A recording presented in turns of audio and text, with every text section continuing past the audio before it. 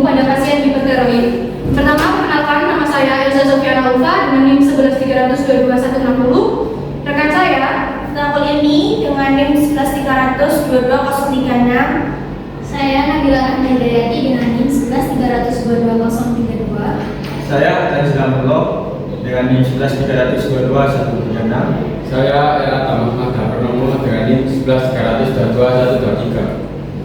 Baik, edukasi pengaruh pijat hukum pada pasien hipertiroid. Next.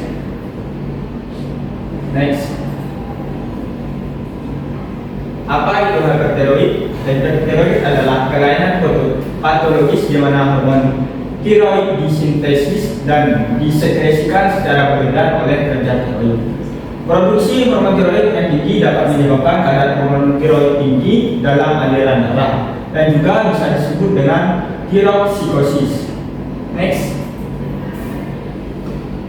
Klasifikasi. Hipertiroid dapat diklasifikasikan menjadi dua, yaitu yang pertama hipertiroid primer yang terjadi karena hipertiroid yang berasal dari kelenjar tiroid itu sendiri. Contohnya penyakit Graves, dua functioning adenoma, yang ketiga toxic multinodular goiter dan tiroiditis.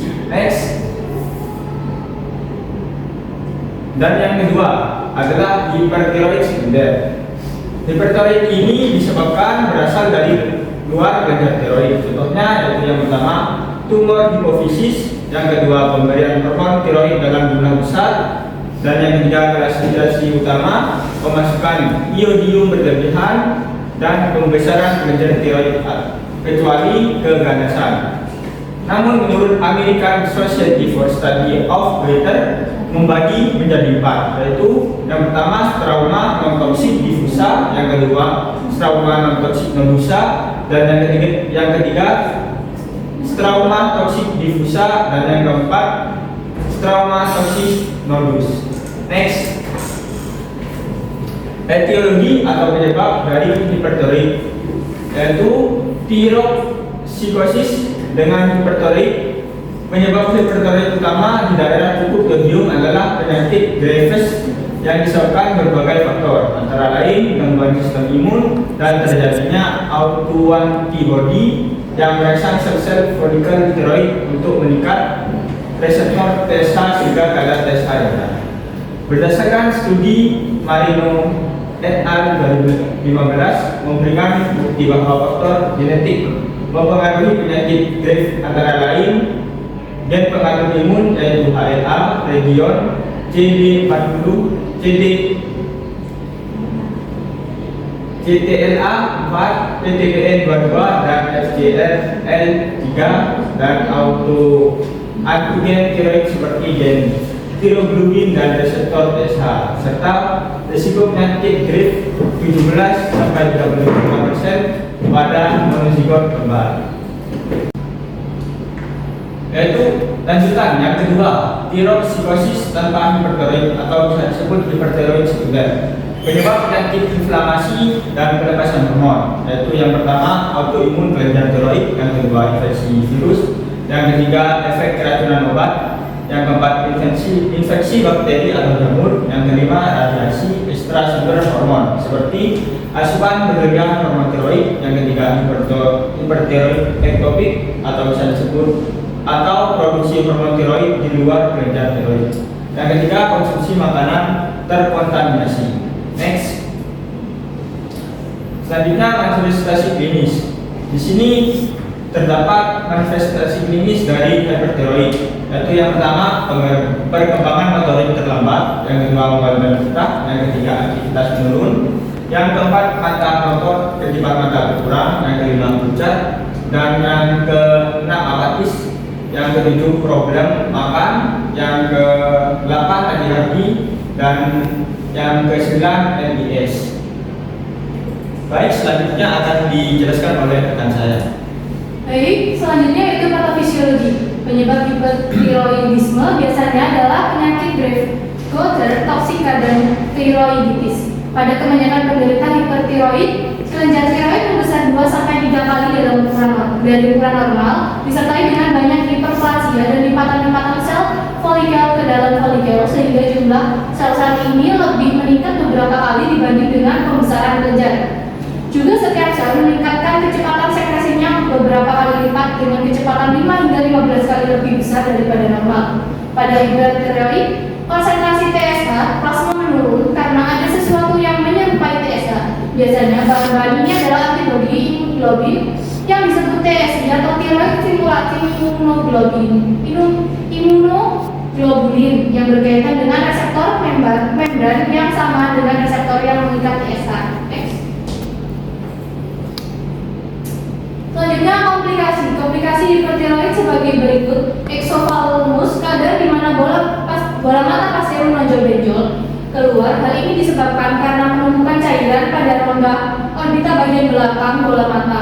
Biasanya terjadi pasien dengan penyakit Graves, penyakit jantung, terutama kardioiditis dan gagal jantung, stomatiroid yaitu tirotoksikosis. Pada periode akut pasien mengalami demam tinggi, takikardia berat, delirium, dehidrasi dan iritabilitas ekstrim. Keadaan ini merupakan keadaan emergensi sehingga penanganan lebih khusus. Faktor presipitasi yang berhubungan dengan tiroksikosis adalah hipertiroid yang tidak terdiagnosa dan tidak tertangani atau infeksi. Selanjutnya, pemeriksaan penunjang. Beberapa pemeriksaan penunjang diantaranya yang pertama tes ambilan RAI menggunakan meningkat pada penyakit Graves dan toksik goiter nodular, menurun pada tiroiditis. T3 dan T4 serum meningkat. T3 dan T4 bebas serum meningkat. TSH tertekan dan tidak merespon pada TRH atau tiroid reaksi hormon. Tiroglobulin meningkat, stimulasi tiroid. T3T dikatakan hipertiroid jika TRH dan tadi tidak ada sampai meningkat setelah pemberian TRH. Ambilan tiroid T3T sodium meningkat ikatan protein. Gula darah meningkat yaitu kerusakan adrenal. Kortisol plasma turun karena menurunnya pengeluaran oleh adrenal. Next. Lanjutan, pemeriksaan fungsi hepat abnormal, elektrolit, hiponatremia akibat respon adrenal atau efek dalusi terapi cairan, hipokalemia akibat dari diuresis dan kehilangan dari GI. Katekolami serum menurun, kreatinin urin meningkat, EKG, fibrillasi atrium, waktu sistolik memendek, kardiomegali. Next. Selanjutnya itu prognosis. Hipertiroid memiliki prognosis yang baik. Sebagian kasus bahkan tidak memerlukan terapi farmakologis. Namun hipertiroid yang disebabkan oleh goiter multinodular, toksik dan toksik adenoma bersifat permanen dan biasanya terjadi pada orang dewasa. Next. Selanjutnya yaitu EBN hipertiroid akan dilanjutkan oleh teman saya. Baik, selanjutnya yaitu EBN hipertiroid. Nomor artikel metodologi hasil penelitian. 1. Judul: pengaruh pijat punggung terhadap skor kelelahan pasien hipertiroid. Penulis: Bambang Aditya Nugraha. Sari Fatimah, Siti Kurniawan. Sumber artikel: pengaruh pijat punggung terhadap skor kelelahan pasien hipertiroid. Volume 5 nomor 1 April 2011. Desain kuantitatif. Subjek atau responden: kelelahan pasien hipertiroid di RSU Dr. Slamet Garut. Variabel pijat punggung.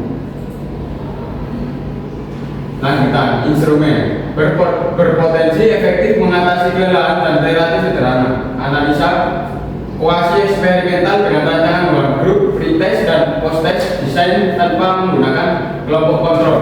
Teknik pengambilan sampel yang digunakan adalah consecutive sampling dengan kriteria inklusi pasien gagal jantung kelas fungsional 3 yang mengalami kelelahan terhadap pengaruh pijat punggung terhadap penurunan skor kelelahan pada pasien hipertiroid di RSUD Dr. Slamet Garut karena perbedaan skor kelelahan setelah dilakukan intervensi pada hari pertama, kedua, dan ketiga.